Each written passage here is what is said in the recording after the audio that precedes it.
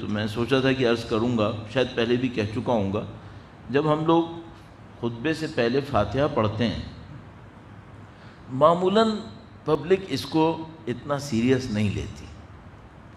تو مثلاً کبھی ایسا بھی ہوتا ہے کہ مثلا ہم لوگ بھی تھوڑا سیٹل ہو رہے ہوتے ہیں تو چلو فاتحہ پڑھ لی تاکہ لوگ تھوڑا سیٹل ہو جائیں. لوگ بھی مثلاً ٹھیک ہے مولانا نے فاتحہ کیا ہی دیا ہے تو ٹھیک ہے. اچھا اس فاتحہ کا یہاں پہ کردار ہے کیا؟ مثلاً کیا میں نے آپ سے یہ کہا تھا اپنے مرحومین کے لیے فاتحہ پڑھیں؟ یہ تو نہیں کہا.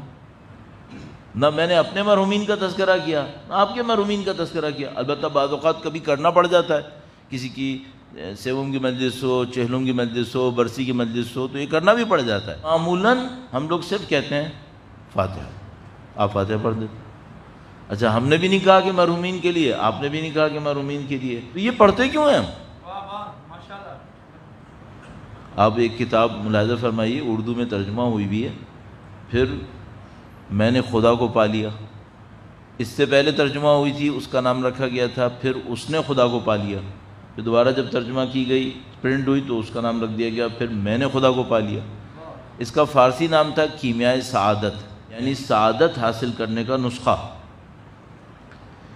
یہ کیا ہے؟ یہ ایک عارف تھے، ویسے تو وہ درزی تھے، پیشے کے اعتبار سے درزی تھے، تہران میں ہوتے تھے، رجب علی خیاط نام کر کے.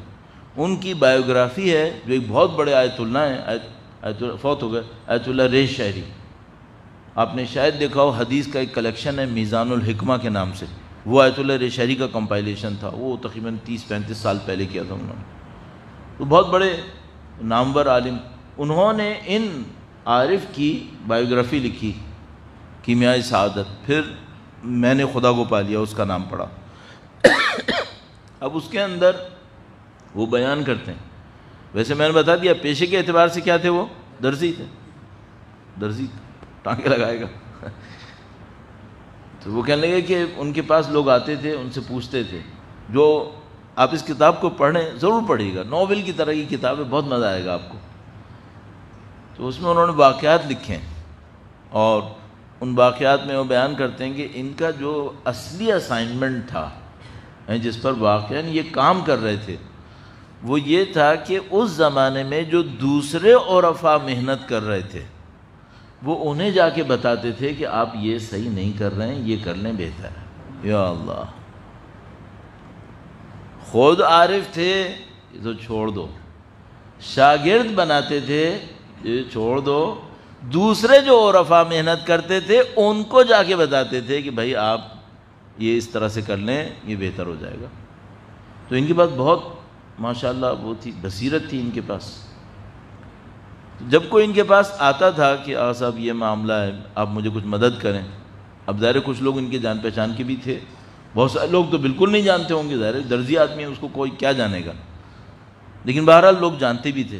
تو جو آتے تھے کوئی تو یہ بیٹھے ہوتے تھے اپنے شاگردوں یا جاننے والوں کے ساتھ، تو وہ سب سے کہتے تھے فاتحہ پڑھو، فاتحہ پڑھو. وہی کسی مرحومین کے لیے نہیں، کچھ نہیں، فاتحہ پڑھو. تو کسی نے ان سے پوچھا کہ بھئی یہ فاتحہ آپ کیوں پڑھواتے ہیں شروع میں؟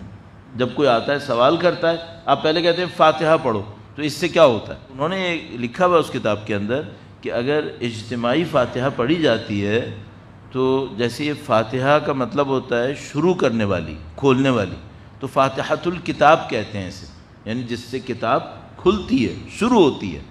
تو وہ کہنے لگے کہ جب اجتماعی طور پہ صحیح فاتحہ پڑھی جاتی ہے تو گویا آسمان سے علم کے دروازے کھل جاتے ہیں. اللہ اکبر، اگر صحیح فاتحہ پڑھ لیں تو آسمان سے علم کے دروازے، حقیقت کے دروازے کھلنا شروع ہو جاتے ہیں. اس خاطر مجلس کے شروع میں فاتحہ پڑھواتے ہیں.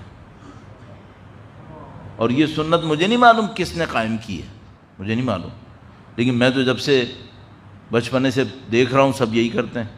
جب میں پڑھنا شروع کیا تو مجھے بھی لوگوں نے یہ سمجھایا کہ بھائی تم فاتحہ پڑھوانا. پہلے تو مجھے بھی سمجھ میں نہیں آیا کہ بھائی کیوں، سب پڑھوا رہے ہیں تو آپ بھی پڑھوا لیں. ہم نے کہا ٹھیک ہے، ہم لڑنے کی کیا ضرورت، سب پڑھوا رہے ہیں تو ہم بھی پڑھوا لیں گے. لیکن بعد میں مجھے سمجھ میں آیا کہ بھائی یہ معاملہ یہ ہے. اب مشکل ساری یہ ہے کہ فاتحہ تو رہ گئی ہے لیکن لاجک نہیں رہی، یہ لوگوں کو سمجھ میں نہیں آ رہا. کہ یہ فاتحہ کیوں ہے. اب لوگوں کے ذہن میں یہی ہوگا کہ ٹھیک ہے بس ذرا اسٹارٹ لینے کے لیے کچھ تو چاہیے ہوتا ہے. نعوذ باللہ، ایسا نہیں ہے. یہ بہت میننگ فل ہے، اس کے اوپر محنت کرنی پڑے گی. اسی طرح خطبے کے دوران ہم یہاں خطبہ پڑھ رہے ہوتے ہیں، کبھی تو ایسا ہوتا ہے کہ خود پڑھنے والا بھی لوگ بازاروں میں ہوتے ہیں، گھروں میں ہوتے ہیں، دکانوں میں ہوتے ہیں، گاڑی کہاں پارک کی ہے، وہاں سے یہاں تک واپس کیسے جانا ہے.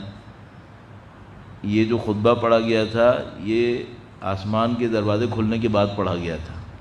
یعنی جب وہ کھل جائے تو ہم خدا سے کہیں خدا تیرے بندے ہیں، تیرے نبی اور ان کی اولاد کے ماننے والے ہیں. اب یہ سب مس ہو رہا ہے چونکہ ہم یہ نہیں سمجھ رہے. ہمیں سوچنا پڑے گا کہ پروڈکٹیوٹی بڑھے گی کیسے، ہماری زندگی کی، ہمارے مجالس کی، ہمارے کام کی. تو اگر ہم ان چھوٹی چھوٹی چیزوں کے اوپر صحیح طریقے سے توجہ دیں میرے خیال میں پروڈکٹیوٹی بہت بڑھ جائے گی ہماری. تو انشاءاللہ یہ درود کا معاملہ بھی ایسے ہی ہے، کئی مرتبہ عرض کر چکا ہوں، لہذا مزید عرض نہیں کروں گا. درود بھیجے گا محمد وآل محمد صلی اللہ محمد آل محمد عجل فرجہ. مومنین کرام، نجف اشرف سے ہمارے اسلامی چینل قرآن و اہل البیت علیہم السلام کی ویڈیوز دیکھنے کے لیے یوٹیوب میں جا کر عقیل مقدسی ٹائپ کریں اور اپنے تمام مرحومین کی مغفرت و ثواب جاریہ کی نیت سے سبسکرائب و لائک کرنے کے ساتھ اپنے مختلف گروپس میں شیئر ضرور کیجیے، کیونکہ آپ کے چند سیکنڈ کے اس عمل سے آپ کے مرحومین کے درجات میں کہیں زیادہ اضافہ ہوگا.